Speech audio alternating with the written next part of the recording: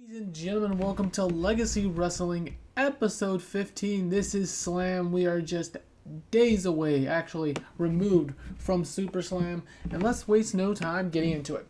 The camera opens up as we see Mauro Ranallo and Aaron Stevens at ringside, in which Mauro says, "Welcome to Legacy Wrestling." Aaron says, "Welcome." Mauro says, "We are fresh off of Super Slam where things were much to do about everything."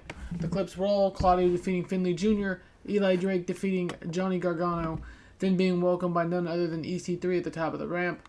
Bo Rotunda defending his Legacy Wrestling United States Championship against RV's besties Rhino. The cage match heard around the world. Dakota Kai successfully defeating Legacy Wrestling Women's World Champion Mickie James for her championship.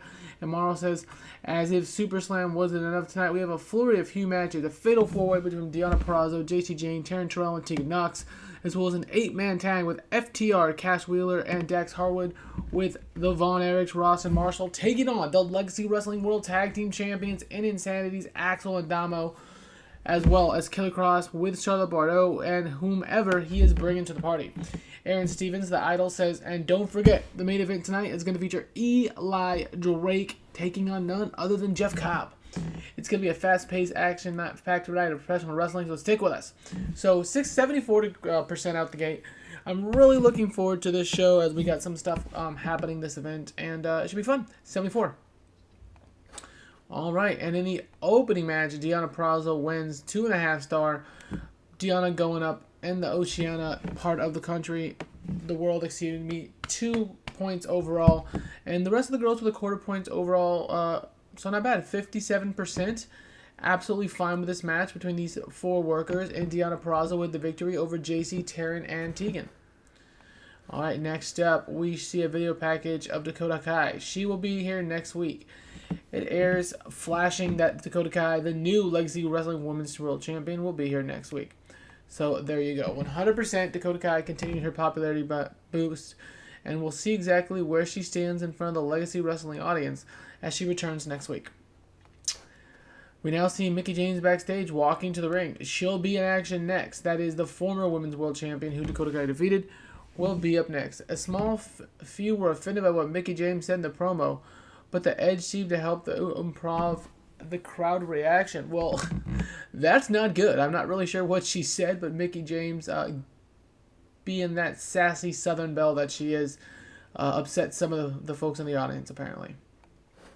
And in the match, Mickie James defeats Arian Andrew in a 0.5 star. She was absolutely terrible, was Andrew. Mickie James carried the match 50, but the crowd loved it, I guess. Absolutely terrible match. Mickie James, I'm not going to put that on you. You've been fantastic since day one. Andrew, you will not be returning on a one-night deal basis. Sorry, babe. All right. Next up, we get a video hype in here, or a package actually. A video showing that Dax Harwood and Cash Wheeler, FTR, will be teaming with Marshall and Ross of the Von Erichs to take on Killer Kross with Scarlett and Legacy Wrestling World Tag Team Champions Axel and Damo next. So, big match here.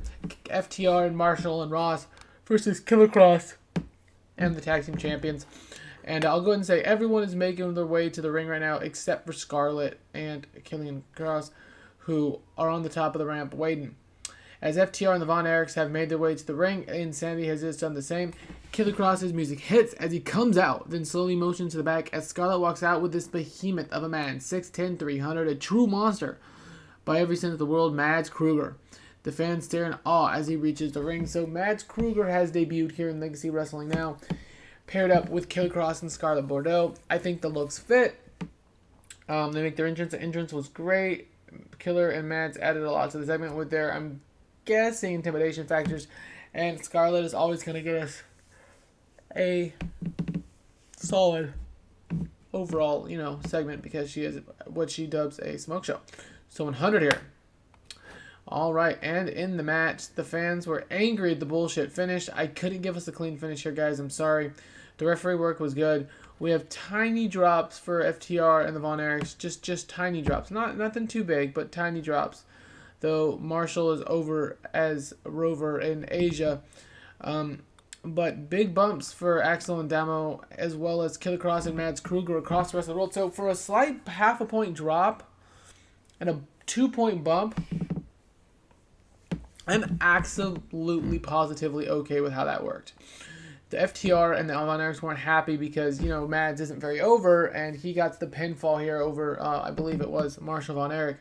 But it was important to me to try to bump up the popularity ratings just a little bit in this one because Mads isn't over. But he has a great look and pretty big star power, so we're going to try to work with it here. Definitely a project. And I kind of like the way Axel, Damo, Killer Cross, Mads, and Scarlett look. So that might be something we book here in the near future as it relates to like a group or something. So 51% here, Mads with the victory. All right. Next up, we have the Legion of Pain officially coming to Legacy Wrestling Television in 2 weeks' time. All right, next up, we have a Marty Scurll update. We get a video up there of Marty Scurll. It says he's been recovering. He's fine. But remember, Marty's been beat and attacked when he wasn't prepared. So he's been really, really hit hard. Really put in a bad position. But it's going to be a 100 overall here for Marty Scurll. Not too bad, obviously. Let's go and get to our main event. In our main event, we have Eli Drake defeating Jeff Cobb. Both looked very good, 64% overall. And of course, after the match, we have them doing the thing again. After the match, Jeff Cobb rolls out of the ring to celebrate with Eli Drake. EC3 comes out, shows up at the top of the ramp. This time he slowly begins to make his way down to the ring. And as he reaches, EC3 just basically lays in to the passing Jeff Cobb. Throws him into the turnbuckle post, sending him outside as he just cackles. Drake slides out and grabs Cobb with EC3 and does it exactly the same, but together. The duo walk out and stand over Jeff Cobb, looking like they're going to do some more damage, but before they can do anything else, the crowd erupts as Johnny Gargano kind of slowly sprints and jogs down the ramp to check on Jeff Cobb. Remember, Johnny Gargano lost to Eli Drake after Eli Drake cheated last week at SuperSlam, and he's kind of like, hey, what's going on, guys? So we have a pairing of Eli Drake here. An impossible pairing. Well, Eli Drake and EC3 are obviously from the last 2 weeks, but possible pairing of Johnny Gargano and Jeff Cobb. 76 overall. I thought it was a really solid show as we, Eli Drake and EC3 continue to do their thing. Johnny Gargano coming to the aid of Jeff Cobb after the match is kind of like, what the heck is going on? We had Mads Kruger debuting.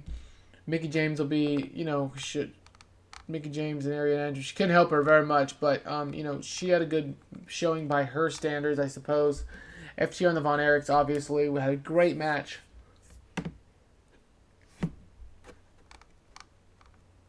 Sorry, folks, my mouse stopped working for a second. But yeah, overall, we have a lot going on. Legion of Pain arrives in 2 weeks. Marty Scurll medical update, and we're gonna go and end Legacy Wrestling Slam number 15 here. Check back in a day or two for the next edition. But until then, it's me, Mikey Bro, wishing you a glorious rest of your day. Thanks for watching, everyone.